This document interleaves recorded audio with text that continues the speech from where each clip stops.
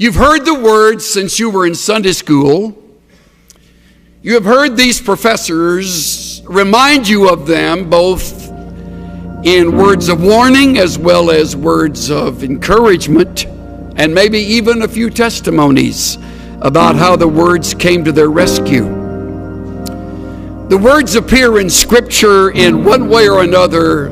Hundreds of times you'll use these two words, and they are trust God.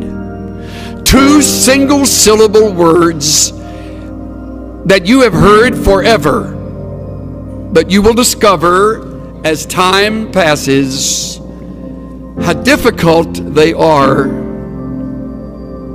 to obey. Trust God. Trust God.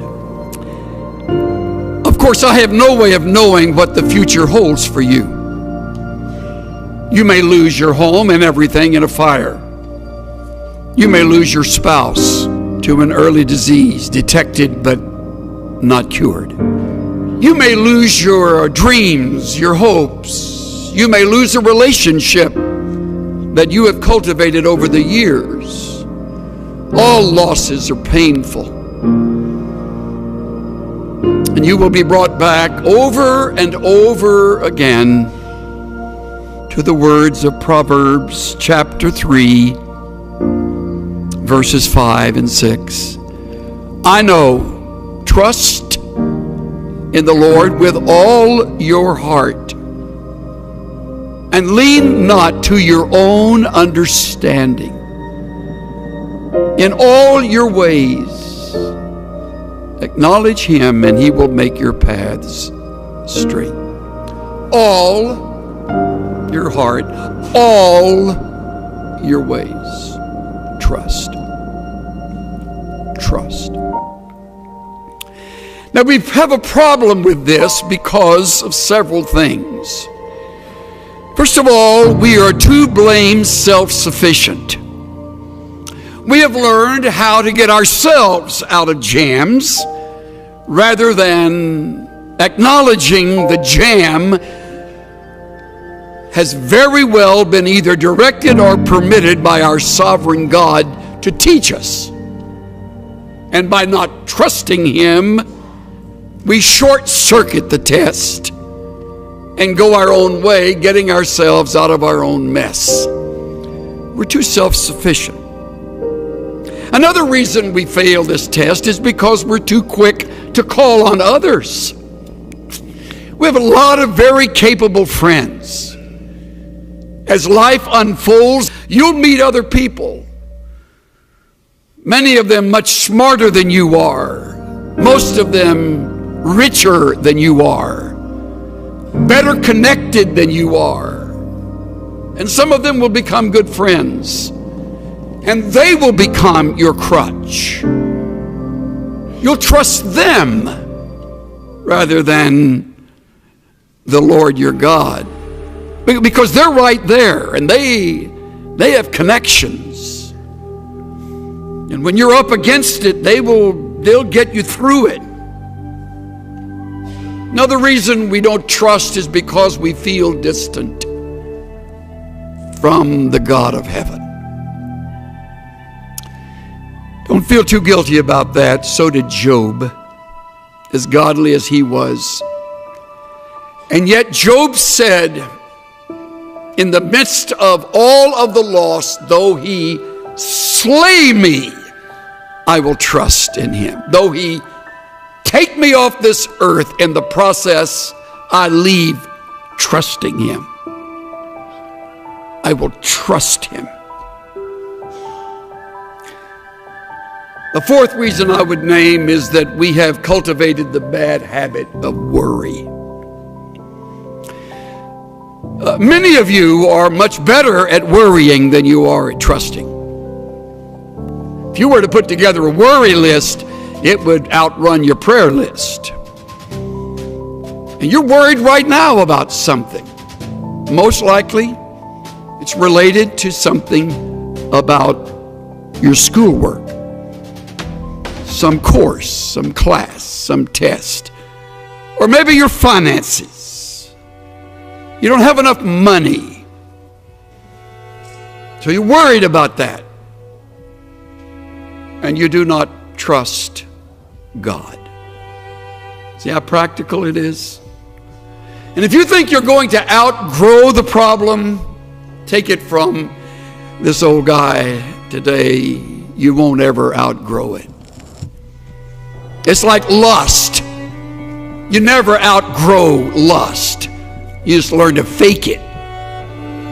You'll never conquer worry. It's part of the flesh. You want to, but the only way you will get through it so that you will learn from the test is to trust. To trust. To put the worry on hold, to set it aside, deliberately shoving it away and saying, God, at this moment, I rest in you and you alone. If you're married, God, help my spouse and me to trust you, to lean on you, to wait on you, to listen to you, to endure the test with you. I put together a quick list of things that reveal how little we trust. When you choose to worry, you do not trust. When you try to fix what is impossible, you do not trust. When you hurry ahead and don't wait for the Lord to move and to change, you do not trust. When you lie awake twisting and turning at night, you do not trust. When you doubt biblical principles and promises that are right here in the book you love and study, you do not trust. When you turn to others first for help, you do not trust. When you listen to human counsel and give a higher priority to that than the principles you have just learned, you do not trust. When you manipulate and maneuver situations, you do not trust. When you step in and take charge without praying and being led by the Spirit of God, you do not trust.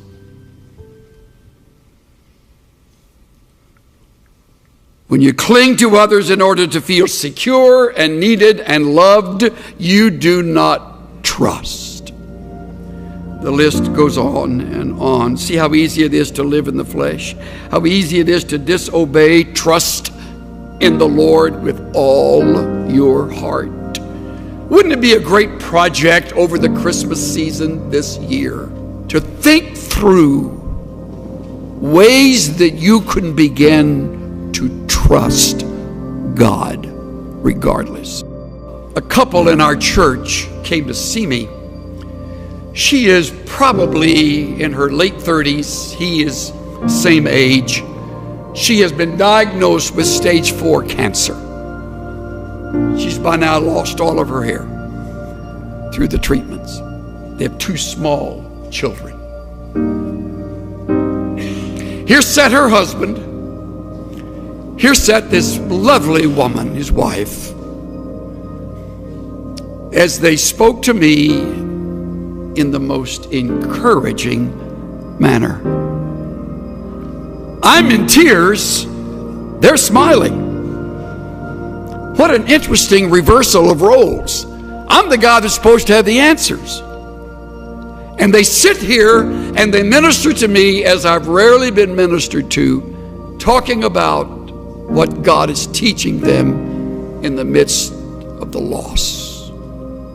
Now, all of that'll sound hollow if you're cynical, and some of you are, tragically. But if you still have a heart, you will realize that's where you want to be. when the doctor says it's your wife, or your husband, or your mom or dad, or you. Something happened in their lives somewhere that they determined they would trust God with all their heart and lean not to their own understanding. I asked the husband straight out, don't you lay awake at night wondering where all of this is going? And his response was an immediate, oh yeah, there are nights like that. Then tears came as he said, I can't imagine living without the greatest woman on earth. I mean, this is real life stuff. And I put my arms around both of them at the end and told them how much they mean to me, to us as a church. She still has stage 4 cancer. We prayed. We talked about prayer in the midst of this. We discussed a future without her and the possibility of how God has the ability to heal her, can heal her, may heal her, and may not. He said, to be honest with you, my greatest fear is knowing these children would be raised just by me. Because without this mom, I can't imagine how I'm going to be able to do that. True, honest words. But I trust God. I trust God. How good is that? Their circumstance hasn't changed. Unless God breaks through, the cancer will ultimately take its toll. And they trust God.